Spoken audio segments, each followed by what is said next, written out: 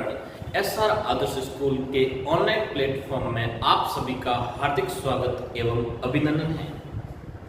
जैसा कि विद्यार्थियों मैं आपको हिस्ट्री पढ़ाता हूँ, इतिहास पढ़ाता हूँ, जिसमें राजस्थान का इतिहास भी पढ़ाता हूँ और जिसमें भारत का भी इतिहास पढ़ाता हूँ। इतिहास के संदर्भ में आज एक ऐसा अपन प्रसंग के बारे में पढ़ेंगे, एक ऐसे व्यक्ति के बारे में पढ़ेंगे। उस व्यक्ति का नाम है बप्पा रावल।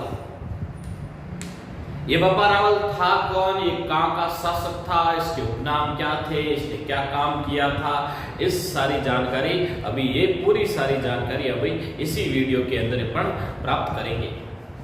एक व्यक्ति है जिसका नाम है बप्पा रावल। क्या नाम है? बप्पा रावल। ये जो बप्पा रावल है, इनके पिता का नाम था महेंद्र द्वितीय। क्या नाम था? महेंद्र द्वितीय बप्पा रावल के पिता थे। जब बप्पा रावल 3 साल का था, कितने साल का था? 3 साल का था, तब महेंद्र द्वितीय की भीलों द्वारा हत्या कर दी गई। यानी बप्पा रावल के पिता महेंद्र द्वितीय को भीलों ने मार दिया। उस समय बप्पा रावल सिर्फ 3 साल का ही था। कितने साल का था? 3 साल का था। और उस समय बप्पा रावल की जो मां थी, जिसका नाम था कमलावती। क्या नाम था? कमलावती। बप्पा रावल की जो मां थी कमलावती ने सोचा कि यार मेरा 3 साल का पुत्र है, इसके पिता की हत्या भीलों द्वारा कर दी गई, क्या पता इसको भी भील मार सकते हैं। इसलिए माता को चिंता हुई और माता अपने 3 वर्ष पुत्र को लेकर एक जंगल में चली गई। कहां चली गई? जंगल के अंदर। दोस्तों, उस समय एक जंगल में एक ऋषि रहता था जिसका नाम था हरित ऋषि। क्या नाम था? हरित ऋषि। हरित नाम का एक ऋषि रहता था। उस हरित ऋषि के पास उसकी मां उसे लेके चली गई और उसकी मां ने कहा, बप्पा रावल की मां कमलावती ने कहा कि हरित ऋषि जी, ये मेरा लड़का है 3 साल का, इसको मैं आपको सौंप रही हूँ। अब आपको ही इसको पालना पोसना, आपको ही करना है, आपको ही इसको क्या करना है? बड़ा करना है। जने हरित ऋषि ने कहा ठीक है। तब हरित ऋषि की शरण में चला गया बप्पा रावल। 3 वर्ष की उम्र में बप्पा रावल हरित ऋषि की शरण में चला गया और वहां हरित ऋषि की गायें चराता था बप्पा रावल। यानी बप्पा रावल वहां हरित ऋषि की गायें चराता था। धीरे धीरे बड़ा हुआ। उसके बाद में हरित ऋषि ने उसको पूरा ट्रेंड किया और 734 ईस्वी के अंदर ये वापस मेवाड़ का शासक बना और 734 ईस्वी के अंदर इसने चित्तौड़ दुर्ग पर अपना अधिकार किया। यानी मेवाड़ का वह पहला राजा बप्पा रावल था जिसने सबसे पहले चित्तौड़ दुर्ग पर विजय कायम की थी। इस बप्पा रावल ने मेवाड़ में सोने के सिक्के चलाए थे। इस बप्पा रावल ने कैलाशपुरी के अंदर एकलिंग जी का मंदिर बनाया था। इस बप्पा रावल ने नागदा को अपनी राजधानी बनाई थी और इसी बप्पा रावल को काल भोज भी कहा जाता है। इतिहासकार सीवी वेद ने बप्पा रावल को चार्ल्स मार्टल की भी उपाधि दी। तो मित्रों, मैं आपको बताना चाहता हूं कि बप्पा रावल से कैसे कैसे प्रश्न बनते हैं परीक्षाओं में। अगर आपके बाद की क्लास में अगर पूछ लिया जाए कि बप्पा रावल के बारे में वर्णन करो, तो आपको जो पॉइंट है वो पॉइंट मैं अभी लिख रहा हूं, आपको भी साथ साथ वो बप्पा रावल के क्या है पॉइंट लिखने हैं और उन पॉइंटों को क्या है समझना है। तो देखते हैं कि बप्पा रावल के बारे में कैसे कैसे पॉइंट बनते हैं। व्यक्ति है जिनका नाम है बप्पा रावल। बप्पा रावल के बारे में कैसे कैसे पॉइंट बनते हैं। अब देखो, बप्पा रावल के बारे में सबसे पहले पॉइंट बनता है इनके पिता का नाम। इनके पिता का नाम महेंद्र द्वितीय था। महेंद्र सेकंड था। यानी बप्पा रावल के पिता का नाम क्या था? महेंद्र द्वितीय। दूसरा पॉइंट बनता है इनकी माता का नाम। ऐसा कैसा लिखना है? माता का नाम था कमलावती। क्या नाम था? कमलावती। तीसरा पॉइंट बनता है कि बप्पा रावल बचपन में किसकी शरण में चले गए? हरित ऋषि की शरण में चले गए। और बचपन में बप्पा रावल किसकी गायें चराते थे? हरित ऋषि की गायें चराते थे। यानी बचपन में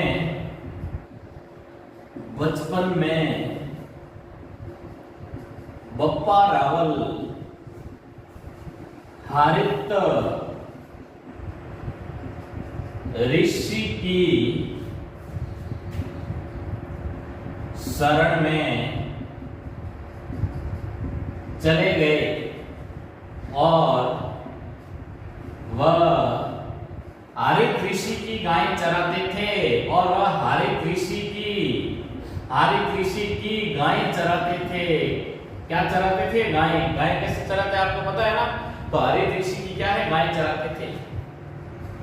विद्यार्थियों, चौथा पॉइंट बनता है कि बप्पा रावल ने सबसे पहले बप्पा रावल ने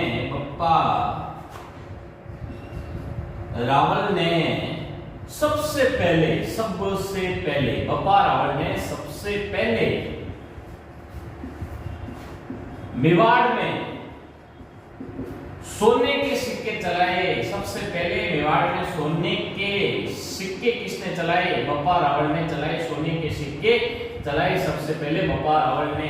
बप्पा रावल का जो अगला पॉइंट बनता है वो बनता है कि 734 ईस्वी में 734 यानी 734 ईस्वी में बप्पा रावल ने मान मौर्य को पराजित करके, एक राजा था जिसका नाम था मान मौर्य को पराजित करके यानी हरा के मान मौर्य को पराजित करके चित्तौड़ दुर्ग पर अपना अधिकार किया। चित्तौड़ दुर्ग पर अपना अधिकार किया। हाँ, यानी इनके पिता का नाम महेंद्रदित्य था, इनकी माता का नाम कमलावती था। बचपन में बप्पा रावल हरित ऋषि की शरण में चले गए और उनकी गायें चराते थे। और बप्पा रावल ने सबसे पहले मेवाड़ में सोने के सिक्के चलाए और 734 ईस्वी में बप्पा रावल ने मान मौर्य को पराजित करके चित्तौड़ दुर्ग पर अपना अधिकार किया। अब आगे देखो, आगे कैसे पॉइंट बनते हैं, एक बार इसका आप स्क्रीनशॉट। अब देखो, अगला जो पॉइंट है कि बप्पा रावल ने नागदा को अपनी राजधानी बनाया था। किसको राजधानी बनाया था? नागदा को अपनी राजधानी बनाया था। और इन्होंने कैलाशपुरी उदयपुर में एक लिंग जी के मंदिर का निर्माण करवाया। किसका? एक लिंग जी के मंदिर का निर्माण भी बप्पा रावल ने करवाया था। और ये जो एक लिंग जी है, ये एक लिंग जी कौन है? एक लिंग जी भगवान है, शिव जी का अवतार है ये। और ये मेवाड़ के गोहिल वंश के एक लिंग जी है। मेवाड़ के गोहिल वंश के कुलदेवता हैं। गोहिल वंश के कुलदेवता कौन है? एक लिंग जी मेवाड़ के गोहिल वंश के क्या है? कुलदेवता हैं। तो ये जो बप्पा रावल के बारे में बताया है, 2-3 पॉइंट और है, उसके बारे में भी मैं जिक्र करूंगा। 2-3 पॉइंट और बप्पा रावल के बारे में हैं, उनके बारे में भी मैं आपको बताऊंगा। हाँ, अगला पॉइंट है इतिहासकार सीवी वेद। एक इतिहासकार था जिसका नाम था इतिहासकार सीवी वैद्य ने बप्पा रावल को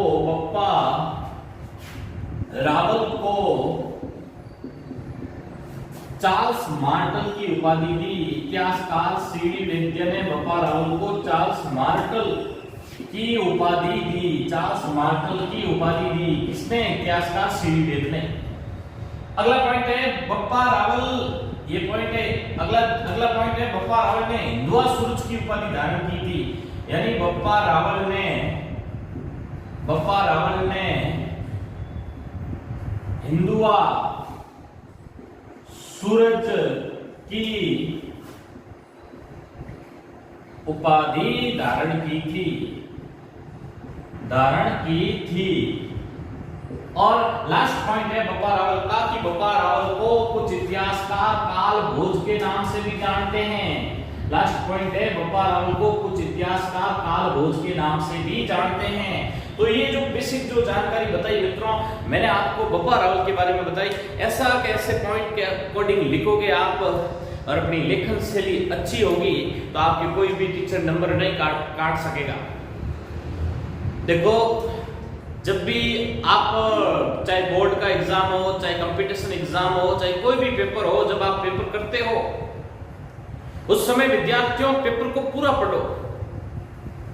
जैसे सपोज करो आपके बोर्ड का है, जैसे 12वीं बोर्ड है आपके और आप बोर्ड देने गए हो, आपके सामने पेपर आया है और प्रश्न उत्तर के लिए वो कॉपी सारा मैटर आया आपके सामने, तो उस पेपर को सबसे पहले पूरा पढ़ो और उस पेपर को पढ़ो और उसमें से देखो कि मुझे कौन कौन से प्रश्न आ रहे हैं, वो सबसे पहले प्रश्न करो और प्रश्न करो लिखावट के साथ। जब तक आप लिखने की प्रैक्टिस नहीं करोगे तब तक बच्चों आपकी राइटिंग नहीं सुधरेगी। अच्छी राइटिंग से जमा कर सवाल लिखो, और फिर बाद में वो प्रश्न बच जाते हैं कि यार ये जो प्रश्न है 7-8 प्रश्न है, ये प्रश्न मुझे नहीं आते हैं, उन प्रश्नों को भी करके आओ, उन प्रश्नों को छोड़ो मत। अगर आप सारे प्रश्न करोगे, अगर जो नहीं आते हैं उनके बारे में मन से भी लिख दोगे, तो भी वो कुछ न कुछ क्या है आपको नंबर दे देगा। अगर कभी भी जिंदगी में याद रखो, कभी भी कोई प्रश्न छोड़ो मत, सारे प्रश्न अटेंड करो, हमेशा सभी प्रश्न क्या करो, अटेंड करो आप। तो ये बेसिक जानकारी मैंने आपको बताई बप्पा रावल के बारे में। अब अपन अगले शासक के बारे में पढ़ेंगे जिसका नाम है नागभट्ट। क्या नाम है? नागभट्ट। और ये जो नागभट्ट है, ये नागभट्ट है आपके नागभट्ट प्रथम। इसके बारे में अपन क्या है पूरी जानकारी क्या है प्राप्त करेंगे, और मैं आपको बताऊंगा कि ये जो नागभट्ट है, ये नागभट्ट 730 से लेके 756 ईस्वी तक क्या बनता है? शासक बनता है। 730 से लेके 756 ईस्वी तक ये शासक बनता है, और इसने अपने राज्य का क्या किया था? पूर्ण रूप से विस्तार कर दिया था। यानी इसी नागभट्ट ने अपने राज्य का पूर्ण रूप से क्या कर दिया था? विस्तार कर दिया था। अब देखिए, ये जो नागभट्ट था, इसने जालोर, अवंती और कनौज के जालोर, अवंती और कनौज तक इसने अपने राज्य का क्या कर दिया था? विस्तार कर दिया था। और जालोर, अवंती और कनौज के जो गुर्जर प्रत्यार शासक थे, और उन गुर्जर प्रत्यार शासकों का जो संस्थापक था वो किसको कहा जाता है? इसी नागभट्ट को गुर्जर प्रत्यार वंश का संस्थापक भी कहा जाता है। अब देखिए आगे है, इस नागभट्ट में चावड़ों की जाति होती है, चावड़ा जाति। इस नागभट्ट में चावड़ों को पराजित करके भिनमाल पर अपना अधिकार किया। यानी नागभट्ट ने चावड़ों को पराजित करके भिनमाल पर अपना अधिकार किया, और भिनमाल को अपनी राजधानी बनाई, और भिनमाल को राजधानी बनाते बनाते इसने आबू और जालोर पर भी अपना अधिकार कर दिया। अपना जो क्षेत्र है आबू और जालोर तक भी ये अपना क्षेत्र लेके चला गया, और उसके बाद में इसने जालोर को अपनी दूसरी राजधानी बनाई, और फिर बाद में इसने अवंती, उज्जैन को भी अपना अधीन में ले लिया, अपने अधीन में ले लिया। और उसके बाद में इसी नागभट्ट ने अवंती को अपनी तीसरी राजधानी किसको बनाई? अवंती कहाँ आया हुआ है? उज्जैन, और इसको अपनी तीसरी राजधानी बनाई थी नागभट्ट। अब एक विदेशी जाति होती है जिसका नाम होता है मलेच्छो। एक विदेशी जाति होती है जिसका नाम होता है मलेच्छो। इसका सबसे पहले जो दमन किया था वो नागभट्ट ने किया था। यानी विदेशी जाति मलेच्छों का जो दमनकारी था वो नागभट्ट था। दमन करना यानी उनको विनाश करना, यानी नागभट्ट ने इन विदेशियों को क्या किया था? विनाश किया। इसलिए नागभट्ट को नारायण की उपाधि दी गई। कौन सी उपाधि दी गई थी? नागभट्ट को नारायण की उपाधि भी दी गई थी। कुछ अभिलेखों में नागभट्ट को राम का प्रत्यार बताया जाता है। कुछ अभिलेखों में नागभट्ट को मेघनाद के युद्ध का अवरोधक भी बताया जाता है। यानी नागभट्ट की उपाधियां थी। कौन कौन सी उपाधियां थी? एक तो नागभट्ट को नारायण की उपाधि मिली थी। कुछ अभिलेखों में नागभट्ट को राम का प्रत्यार बताया जाता है। किसका? राम का प्रत्यार बताया जाता है। मेघनाद के युद्ध का अवरोधक भी नागभट्ट को बताया जाता है। इंद्र के गर्व का नाश करने वाला भी किसे बताया जाता है? नागभट्ट को बताया जाता है। और प्रभाव चरित्र ग्रंथ के एक ग्रंथ है जिसका नाम है प्रभाव चरित्र ग्रंथ। कौन सा? प्रभाव चरित्र ग्रंथ। उस ग्रंथ में बताया गया है कि जो नागभट्ट है, नागभट्ट गंगा नदी में डूबकर इस नागभट्ट ने आत्महत्या कर ली थी। यानी बाद में इसी नागभट्ट ने गंगा नदी में डूबकर क्या कर ली थी दोस्तों? आत्महत्या कर ली थी। तो ये जो नागभट्ट है इतना विशेष कोई महत्वपूर्ण ये टॉपिक नहीं है नागभट्ट। हाँ ठीक है, पूछा जाता है बेसिक जो पॉइंट बताए, ये पॉइंट अगर आप 12वीं की लिख दोगे आप अपनी कॉपी के अंदर, ये जो पॉइंट बताए आपको इन पॉइंट के अनुसार नागभट्ट के बारे में लिख दोगे तो आपको अच्छे नंबर मिल जाएंगे। तो आज के लिए अपन इतना ही पढ़ेंगे। बहुत बहुत धन्यवाद आप लोगों को।